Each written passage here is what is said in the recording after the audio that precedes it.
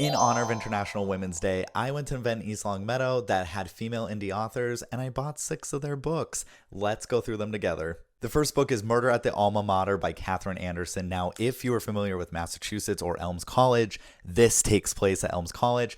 Author was a student there, and our main character is a mystery writer. She is investigating a urban legend because there is a student that died at the bell tower. The second book is Seeker by Jean M. Grant. This is a Scottish medieval enemies to lovers. I have never read anything like that before. We have Aliana and Brody. I'm assuming maybe Aliana is going to be our magical character. Brody is someone that's trying to get higher up in power. And it seems like both of them are going to need each other to get to the top. Also, this is just one book in the Mortar and Pestle series, so if I like this book, I might just have to check out the other ones. Sharon Duckett is the third author that I met. She wrote a thriller book and a memoir, 2 of my favorite genres right there.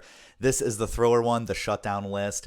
So, a woman's life is upended because her husband disappears after leading a climate protest. That sounded very interesting to me. I don't think I've ever read anything like that. If you're a fan of Law & Order SVU, it makes me think of those episodes, or Benson Goes Undercover. I know there was a spoiler right there. But people are disappearing, and our main character just might be the next one. No Rules is the memoir. This was probably my favorite cover of the day.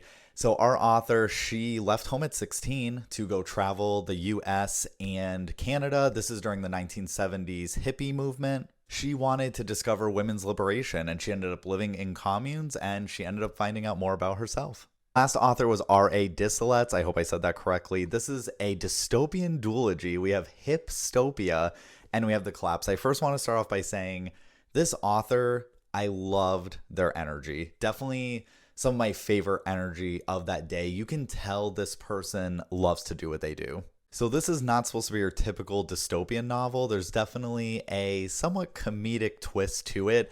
Hipsters end up being in charge and they want to take over corporate America. And their rise and takeover has very specific rules, a couple of them being your name has to end with a Y and you have to own a chicken. I mean, that sounds pretty great to me. I will be Frankie with a Y. I've said this message before, but I'll say it again. Support your indie authors each and every day.